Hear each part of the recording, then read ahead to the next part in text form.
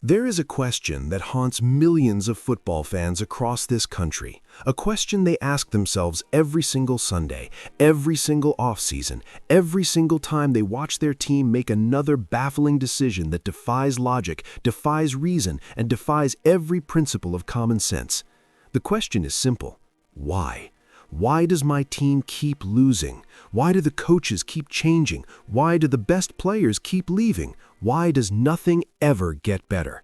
And the answer, the real answer, the answer the NFL does not want you to focus on is almost always the same: the owner. Not the quarterback, not the coach, not the general manager, the owner. The man at the very top, the man who can never be fired, the man who can never be traded, the man who sits in his luxury suite season after season, decade after decade, making decisions that cripple the franchise from the inside, while the fans below him suffer in silence. Players come and go, coaches come and go, but a bad owner is forever. And every single owner on this list did not just fail their franchise, they actively, systematically, and in some cases deliberately destroyed it. Some of them were too cheap to spend money. Some of them were too arrogant to hire the right people. Some of them ripped their teams away from cities that loved them. And one of them created an environment so toxic, so scandalous, so morally bankrupt that the league itself had to step in and force him out. This is the 10 NFL owners who ruined their franchise forever. And before I begin, I need to say something important. This channel exists because of you. Every single one of you who clicks, who watches, who subscribes. We are building the most honest, most fearless, most unfiltered NFL history channel on YouTube. And we are growing faster than I ever imagined. But we are not done, not even close. If you love football, if you want the truth about this league, then subscribe right now. Hit that button, turn on the bell notification, and if at any point during this video you feel that fire in your chest, that moment where you think this is exactly the kind of content I have been searching for, drop a super thanks. It goes directly into producing bigger, better, more powerful videos for you. Every dollar, every subscribe, every share, it all matters. Now, let us expose the men who destroyed professional football teams. We begin at number 10 with the man who set the standard for cheap, negligent ownership in the NFL, Hugh Culverhouse, the original owner of the Tampa Bay Buccaneers. From the moment the franchise was born in 1976, Culverhouse treated it not as a football team, but as a tax shelter. The Buccaneers lost their first 26 consecutive games. 26, that is not a typo. An entire franchise started its existence by losing 26 games in a row. And while some of that can be attributed to expansion growing pains, the culture of losing was cemented from the top. Culverhouse refused to spend money on talent. He refused to invest in the infrastructure that winning organizations require. He ran the Buccaneers like a man who resented the fact that he had to pay football players to play football. The team was a laughingstock for nearly 2 decades. Players did not want to come to Tampa. Coaches could not build anything sustainable.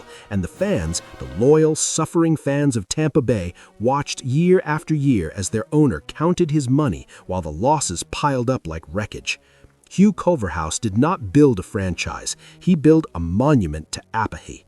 And it took new ownership, new investment, and an entirely new organizational philosophy to undo the damage he left behind. At number 9, we have an owner who took one of the oldest franchises in professional football and turned it into one of the most irrelevant. Bill Bidwill, the Arizona Cardinals. Bidwill controlled the Cardinals for decades, and during that time, the franchise became synonymous with one word: cheap. Bidwill refused to spend on free agents the way competitive organizations did. He refused to invest in scouting departments. He refused to build the kind of infrastructure that separates contenders from pretenders. The Cardinals were perennial bottom feeders, rarely competitive, rarely relevant, and rarely discussed in any conversation about legitimate championship contenders. Bidwill moved the team from St. Louis to Arizona in 1988, uprooting a fan base and transplanting the franchise into a market that he then refused to properly invest in. The Cardinals became the team that other teams were happy to see on their schedule, an easy win, a guaranteed confidence boost. And the fans who showed up, who bought tickets, who supported the franchise through decades of mediocrity deserved so much more than what Bill Bidwill was willing to give them. Owning an NFL franchise is a privilege. Bill Bidwill treated it like an inconvenience. Number 8. And this entry is not about wins and losses. It is about betrayal. Dean Spanos and the San Diego Chargers.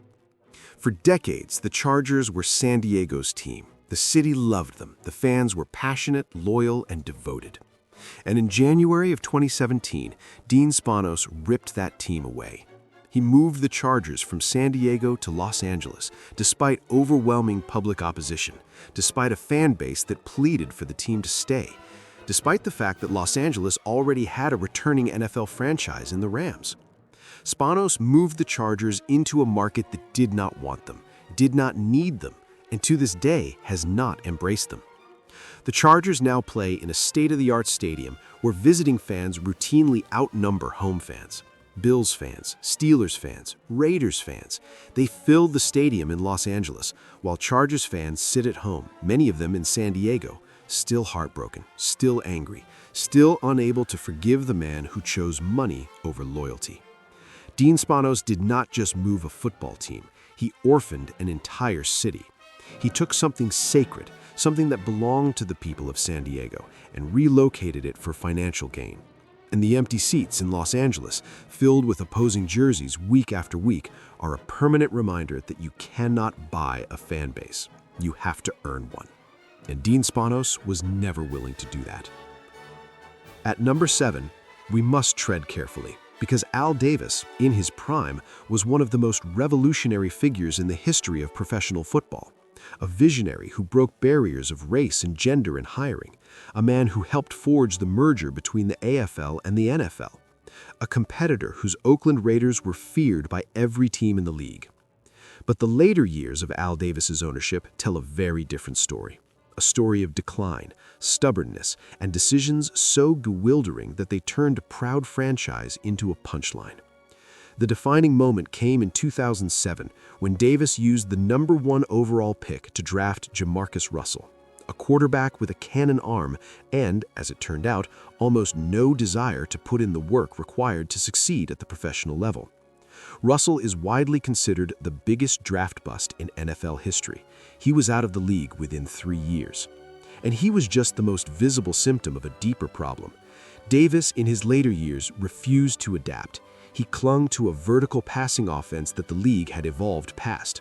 He hired and fired coaches at a dizzying rate. Lane Kiffin, Tom Cable, the revolving door never stopped spinning. The Raiders, who had once been the most feared franchise in football, became one of the most dysfunctional.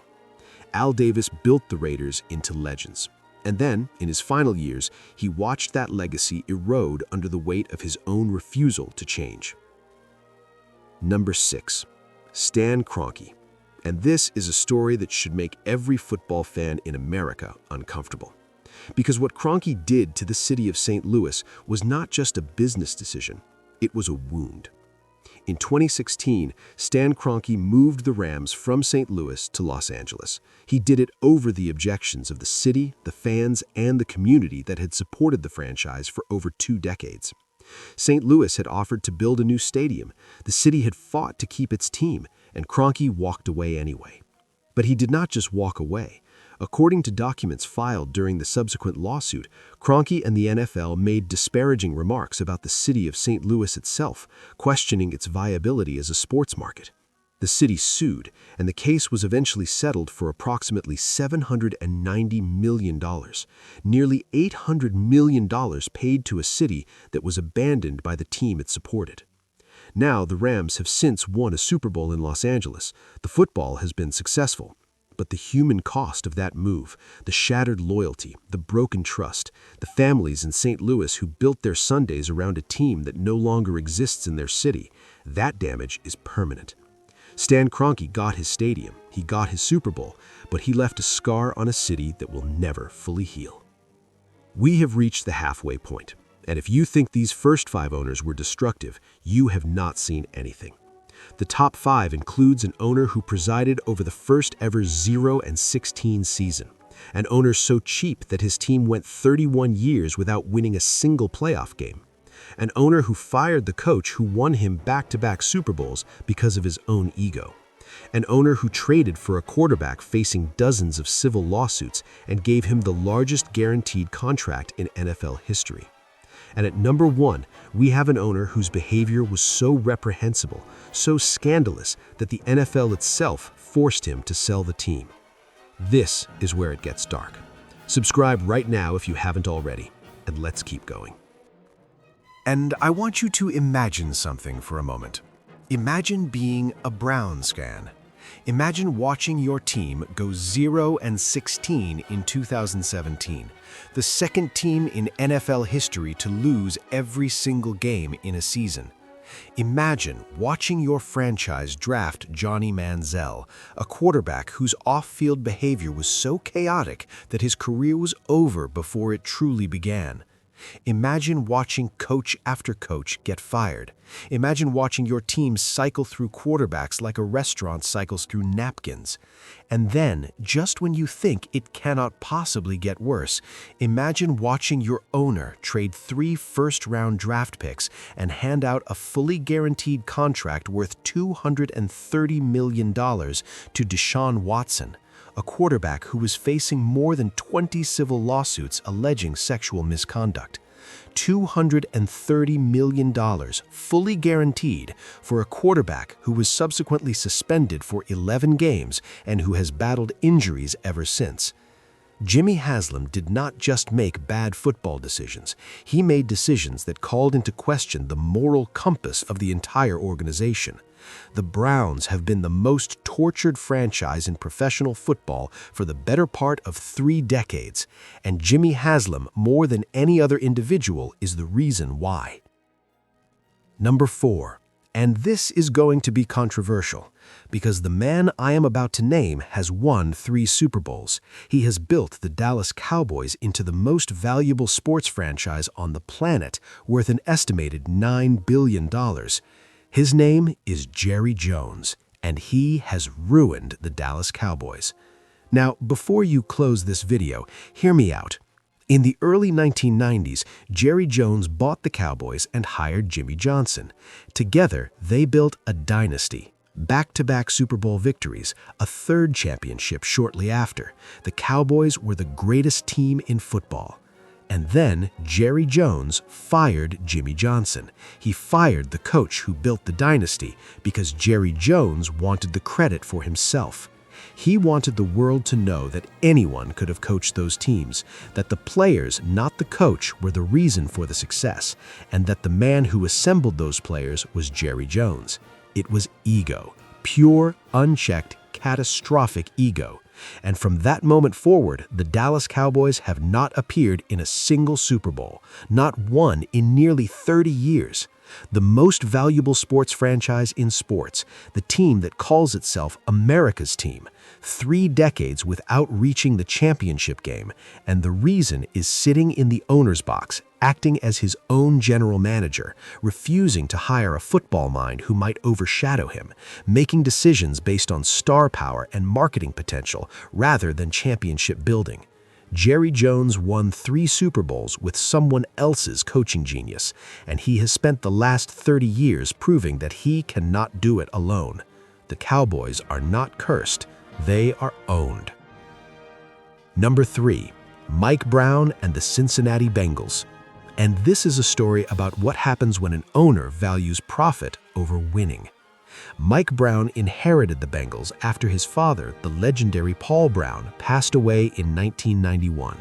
And from that moment forward, the Cincinnati Bengals embarked on the longest stretch of futility in NFL history, 31 years. From January of 1991 to January of 2022, the Cincinnati Bengals did not win a single playoff game. 31 years. An entire generation of fans was born, grew up, graduated college, started careers, and started families without ever seeing their team win a playoff game. And the reason was Mike Brown. Brown was notorious for being the cheapest owner in the National Football League. He refused to hire a full scouting department for years. He refused to build modern training facilities. He refused to spend in free agency the way competitive organizations needed to. While other franchises were investing millions in analytics, sports science, and player development, the Bengals were operating like a small business trying to cut costs. The talent was always just enough to be mediocre, never enough to break through. And every time a star player reached the end of his rookie contract, he would leave because Mike Brown would not pay to keep him. The Bengals finally broke through and reached the Super Bowl after the 2021 season, thanks largely to Joe Burrow and a wave of young talent. But that breakthrough came despite Mike Brown, not because of him. 31 years of suffering, an entire generation of heartbreak, all because one man refused to spend the money necessary to win. Number 2. William Clay Ford, the Detroit Lions. And this is perhaps the saddest entry on the entire list, because William Clay Ford was not a villain. He was not malicious. He was not scandalous. He loved the Detroit Lions. He genuinely, deeply loved his football team, and he still destroyed it. Ford owned the Lions from 1963 until his death in 2014. 51 years, half a century of ownership. And in those 51 years, the Detroit Lions won exactly one playoff game. One in 51 years. They never appeared in a Super Bowl, not once. And in 2008, the Lions went 0-16, the first team in NFL history to lose every single game in a 16-game season. A record of futility so complete, so historically devastating, that it will be attached to the Lions franchise forever. And William Clay Ford was the owner through all of it. The hiring decisions, the coaching changes, the draft mistakes, the organizational dysfunction that permeated every level of the building. Ford's love for the Lions was never in question, but love without competence is not enough. Caring about your team does not matter if you cannot identify the people who will make it better. William Clay Ford loved the Detroit Lions for 51 years. And for 51 years, the Detroit Lions broke his heart and the hearts of every fan who followed them. Sometimes, the most destructive owners are not the ones who do not care. They are the ones who care deeply but simply do not know how to win. And now, number 1. The most destructive, most scandalous, most thoroughly disgraced owner in the history of the National Football League, Dan Snyder. When Snyder purchased the Washington franchise in 1999 for $800 million, he was the youngest owner in the league. He was brash. He was confident. He was going to restore one of the NFL's proudest franchises to championship glory. Instead, he presided over more than 2 decades of unrelenting dysfunction, scandal, and institutional failure so severe that the league itself was eventually forced to act. On the field, the results were abysmal. Snyder cycled through head coaches at a staggering rate. Marty Schottenheimer went 8-8 and was fired. Steve Spurrier was brought in and failed spectacularly. Joe Gibbs came out of retirement and could not recreate the magic. Jim Zorn, Mike Shanahan, Jay Gruden, Ron Rivera. The coaching carousel never stopped spinning because the owner could never stop meddling. Snyder spent lavishly on free agents, but always on the wrong free agents. Big names past their prime, marquee signings that generated headlines but not wins. The roster was built on ego, not strategy. But the on-field failures were merely the surface. Beneath them lay something far darker. In 2020, the Washington Post published an investigation revealing widespread allegations of workplace sexual harassment within the organization. Female employees described a culture of intimidation, objectification, and abuse. A separate investigation revealed allegations that team cheerleaders had been flown to Costa Rica for a calendar shoot where their passports were confiscated, and some were allegedly asked to serve as escorts for suite holders. The NFL launched its own investigation, led by attorney Beth Wilkinson. The findings were so damaging that the league fined Snyder $60 million. But the full Wilkinson report was never made public. The NFL provided only an oral summary, no written report, no transparency. Congressional hearings followed. Lawmakers demanded answers. Former employees testified about the toxic environment inside the organization. And through it all, Dan Snyder fought to maintain control. He hired private investigators. He allegedly threatened other owners. He tried to use leverage to protect his position, but the walls were closing in. In 2023, Dan Snyder was effectively forced to sell the Washington Commanders for $6.05 billion, the largest transaction in the history of professional sports. He walked away a billionaire, but the franchise he left behind bore the scars of 24 years of mismanagement, scandal, and human suffering that went far beyond football. Dan Snyder did not just ruin a football team. He created an environment where people were allegedly harassed, intimidated, and exploited. He turned one of the NFL's most storied franchises into a cautionary tale about what happens when unchecked power meets unchecked ego. And the fact that it took the league more than 2 decades to act, the fact that it required a newspaper investigation and congressional pressure to finally force change, tells you everything you need to know. Not just about Dan Snyder, but about the system that protected him for so long. He is number 1 on this list, and it is not even close. Here is the uncomfortable truth about the National Football League. You can fire a coach. You can trade a quarterback. You can rebuild a roster from scratch. But you cannot fire the owner. The owner is permanent. The owner is the one constant in an organization that changes everything else. And when that one constant is incompetent or negligent or corrupt, the franchise does not just struggle, it rots from the top down. Every single owner on this list was entrusted with something precious, a football team, a community's pride, a city's identity. And every single one of them failed that trust in ways that affected real people, real fans, real employees, real lives. Now, I need to hear from you. Which owner on this list made you the angriest? Which franchise do you think suffered the most? And which owner did I miss who deserves to be on this list? Drop a comment right now. I am telling you, the comment section on this video is going to be a battlefield, and I want to hear every single opinion. I read all of them, every one. And listen to me carefully. If this video gave you something, if it made you think, if it made you feel something deep in your chest, then I need you to act on that feeling right now. Subscribe to this channel. We are not playing around here. We are building the most powerful, most honest, most fearless NFL history channel on all of YouTube. And every single week we are raising the bar. Hit subscribe, smash that notification bell, share this video everywhere. Send it to your group chat, post it on social media, tag a friend who needs to see this. And if you truly believe in what we are doing, if you want to be one of the founding supporters of something special, drop a super thanks right now. Every dollar goes directly into producing the content you love.